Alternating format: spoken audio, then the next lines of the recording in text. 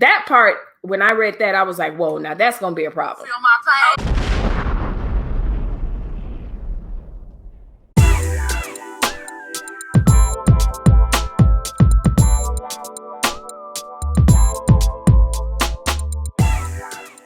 Hey, welcome back to my channel. So I am doing a get ready with me video. Also, as you can see from the title, I am going to be updating the status of Disneyland and Disney World's reopening. So let's get started. I've already started with a little bit of foundation, so I'm just going to go ahead with some concealer. Now, I already watched my previous video where I discuss Disney's closing. I will link that video and make sure you watch it. So this is going to be the updated. So in the previous video, I was kind of freaking out because it was being said that Disney was not even going to open until 2021. This update was a result of a meeting that was held by a council on Tuesday, and today is Wednesday, so it's the next day. And so they had a reopening council, and they were talking about, okay, what should be the guidelines for reopening? And they came up with some very specific guidelines, and we're going to discuss it. So that's good news. So, you know, more so than just talking about, oh, it's not going to open at all. At least we have some guidelines. And as a disclaimer, I must say that a lot of these states and everything that are having these guidelines, it seems like they're not really following, to me, the 3-point plan that the president outlined.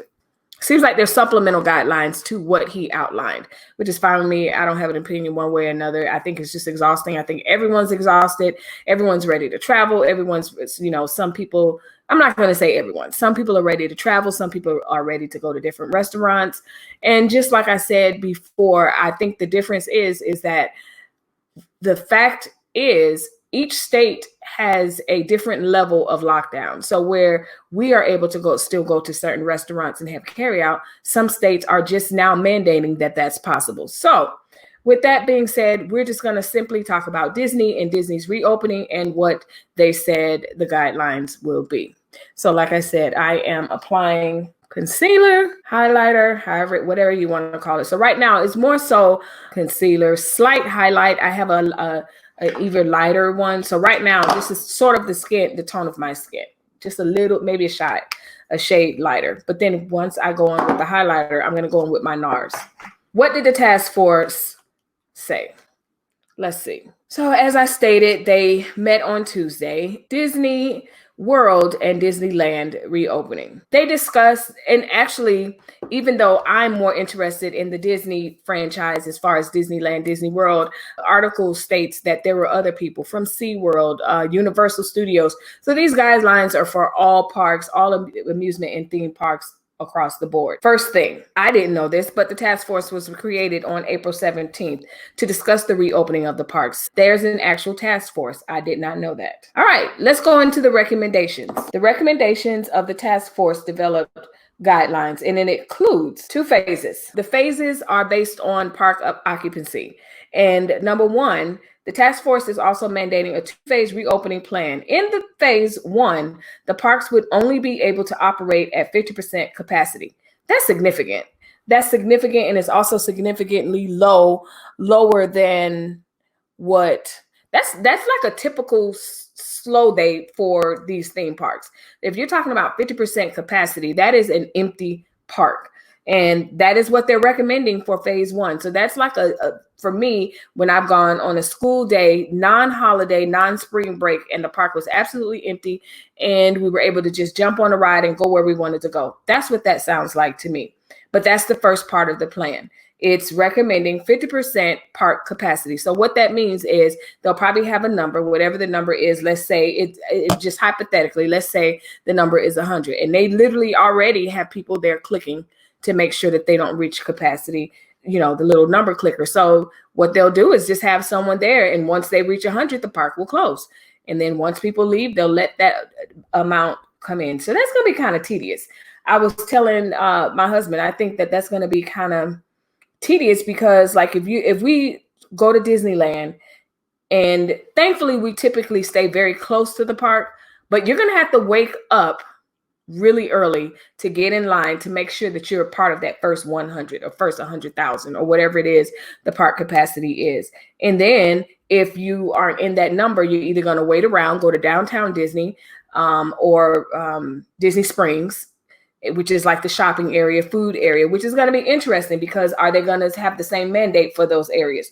This is just crazy. This is just crazy. This is an unprecedented time that we live in, and none of it to me will make sense until it's actually in action. How much fun is that going to be? Because for me, a large part of the Disney experience is the crowds. People watching is part of the experience. However, it's going to be fun or good for the people that like to ride rides, because at half capacity, you will definitely be able to ride the rides that you want to ride and get on them when you want to. In worst case scenario, your more popular rides may have a lot of people on there, but it still won't be as bad as when the park is at full capacity. So there's going to be some pros and cons to that, and like I said, the con for me is you're going to have to get up super early, just like when a new ride is opening up and you have to get there early to get in that queue, to get in that ride. And it's going to be basically Disneyland, Disney World is going to be like a great queue to get in that line.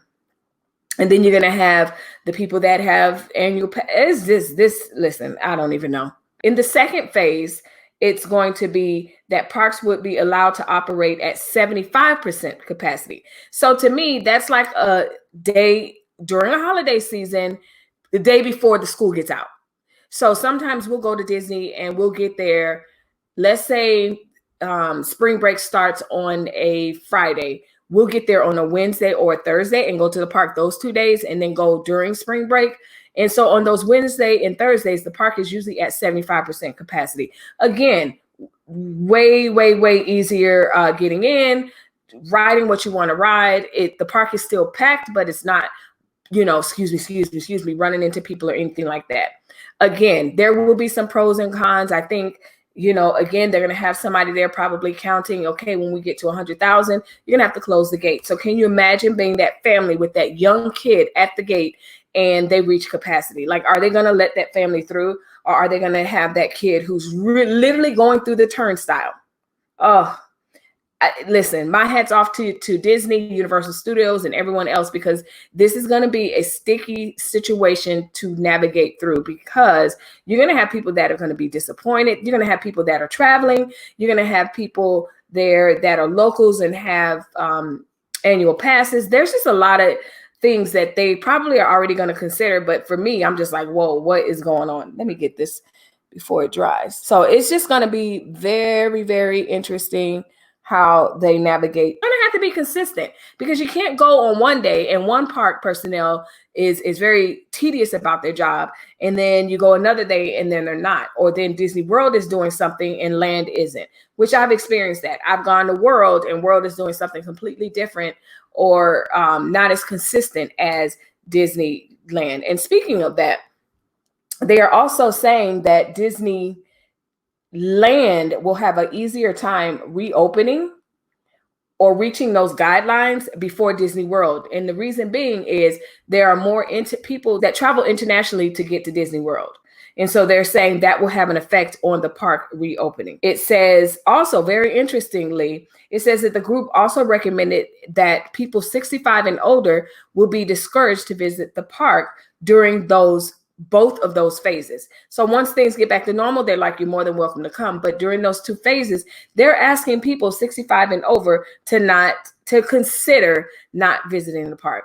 I'm telling you right now, that's going to be a problem, because at least 75 to 85 to 95% of the people that are in the park are people 65 and older. You would think that the parks are filled with families and young people in different aspects of that younger generation, but no, there are older people. And not only that, people like us which we're not in our 60s, but people like us who really, really enjoy going to the parks without our children. So that's going to be hard. And I'm pretty sure that it's not going to be something that they are going to, like, it's not required. Like, it's not going to be required, but they're just recommending it. And it's no different than the recommendations that they're recommending now through the COVID task force or whatever. That's going to be that part when I read that, I was like, whoa, now that's going to be a problem. So officials have said bigger theme parks ultimately will have the final authority on creating their own guidelines for operations. So that's good to know. These are just recommendations that the different parks should follow from the task force.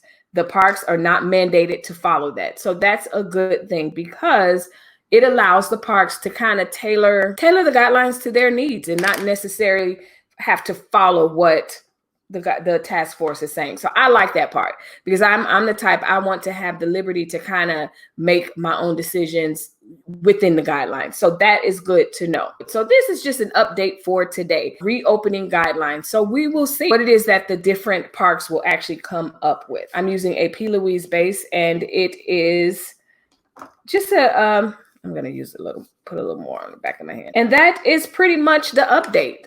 I think that it is good news, because it's, so I have this brush. It's a very thin, flat brush. And because you're going to be working in, a very small, intricate area, you want to not use like a big brush like this. You want to use a brush like this. A brush. And I have my Anastasia Beverly Hills pomade. And I said in my previous videos that I've had this pomade for a very long time. A little bit goes a very long way. Like, I just did a very small dab, and I would probably do both eyes with this one little dab. It really doesn't require a lot for me, because what I pretty much do is I just fill in the area where I have hair at anyway. If you are, okay, I lied, I have to dip one more time. If you are lacking a little bit hair, or you just like a thicker look, then you're more than welcome, because I work very light with my brows, because I don't want a dark, very thick look.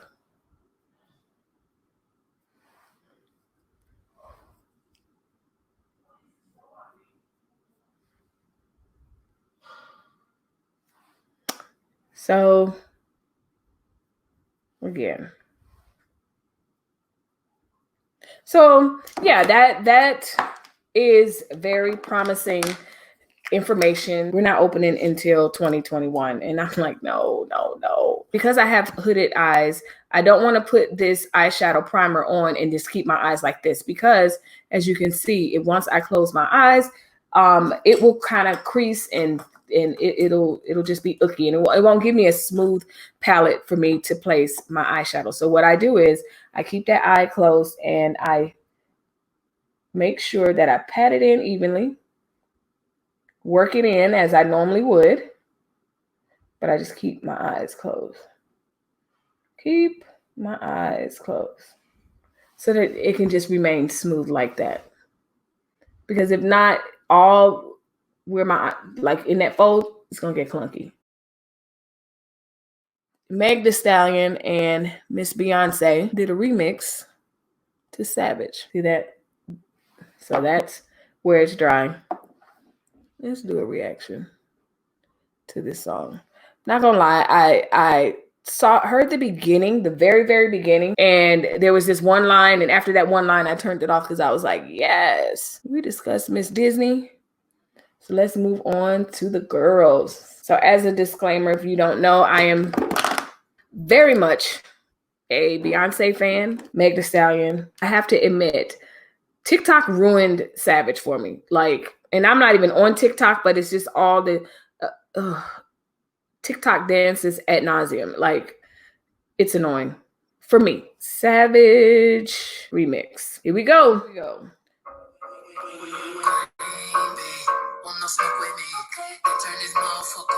Okay, so we have Miss B starting it out. Okay, we have Miss B starting it off, and starting it off hard.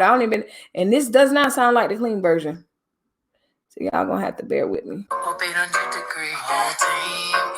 Just cause she's a trade fly. She's so bougie, home never tea. I'm a savage, attitude nasty. Talk big shit, but my bank account match it. Hood, but I'm classy. Rich, but I'm ratchet. Haters kill my name in their mouth, not a gagging. Bougie, he said. Okay. Coming in a little, not so aggressive, but okay. All right.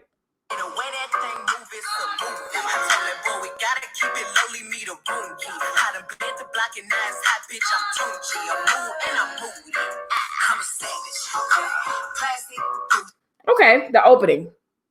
So she gave Beyonce that opening, and then she came in, and then, you know, I'm not really into rap like that, so I'm horrible with having an opinion, but okay, it wasn't bad.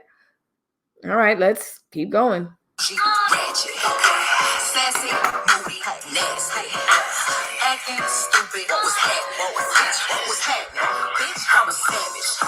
What's happening? Like that part. What's happening?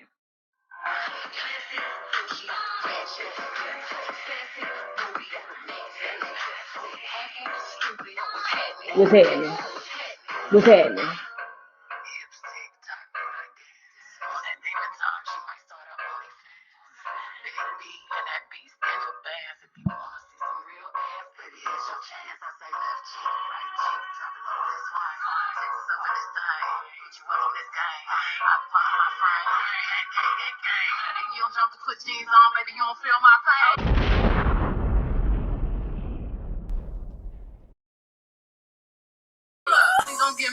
I like that part.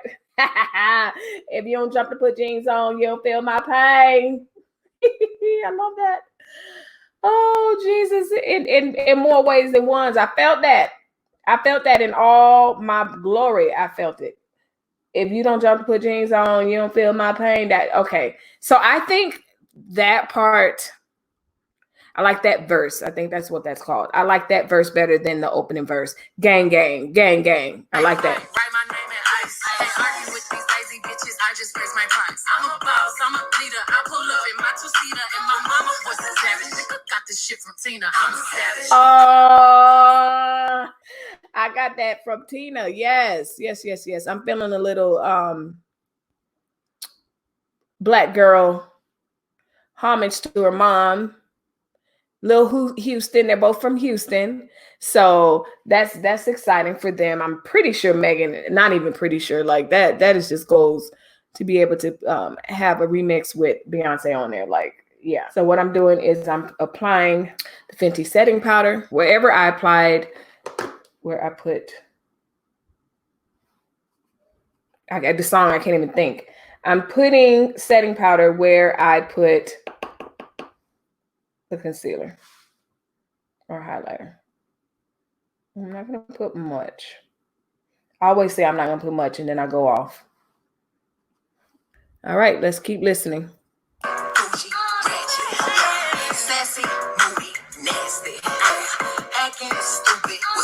What's happening? What's happening? Hey, hey. Nasty. What's happening? What's happening?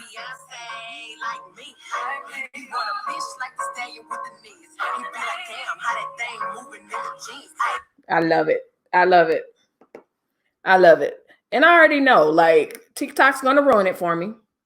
And dancing and dancing and dancing. I mentioned that they're dancing on TikTok. Let's keep going.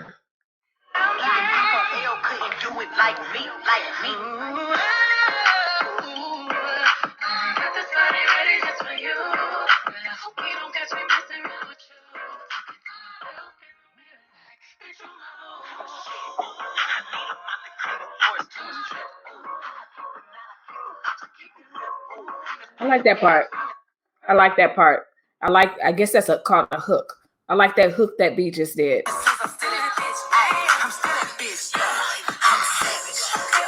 Sassy, bougie, ratchet, sassy, moody, nasty, acting stupid. What's happening? What's happening? Classy, bougie, ratchet. Liking it, liking it, liking it. What's happening? What's happening?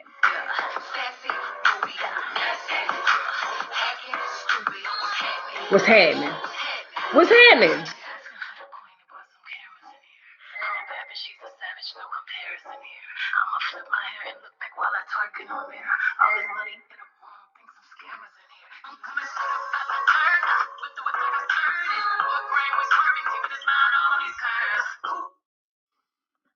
Classic Beyonce. Classic, classic, classic.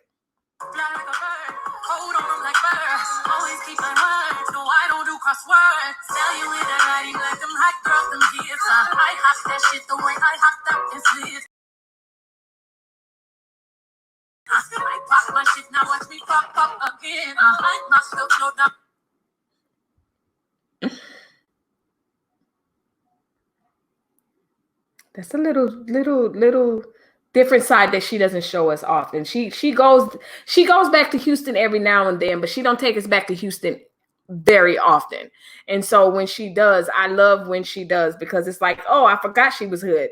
That's right. She is hood. And that's what that part reminds me of. Like, it's savage.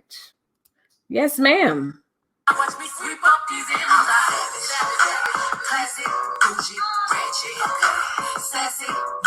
It's crazy because I literally, however the dance, I don't even know how the dance go, but I cannot not listen to the song and not think of the dance. What's happening? What's happening?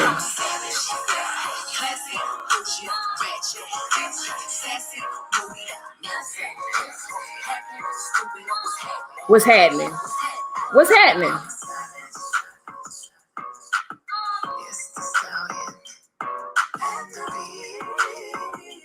It's the stallion and the bee. Amazing.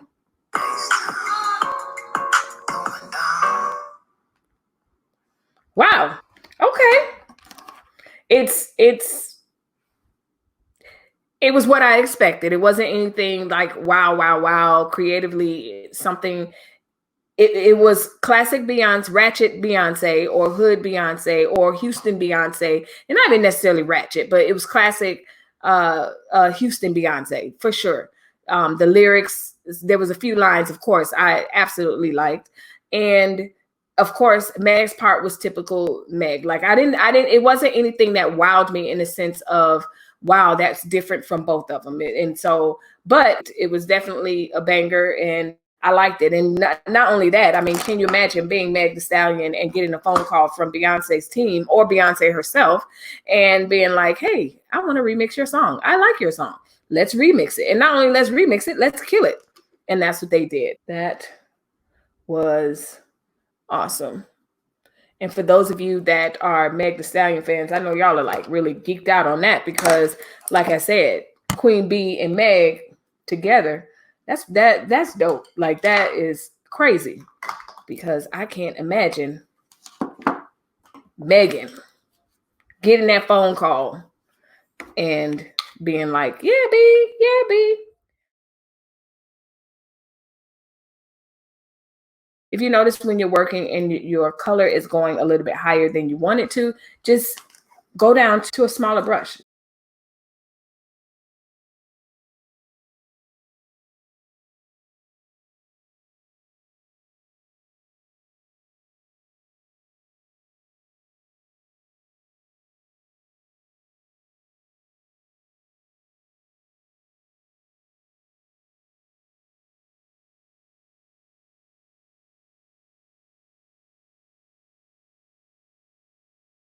So leave a comment down below. Not bad.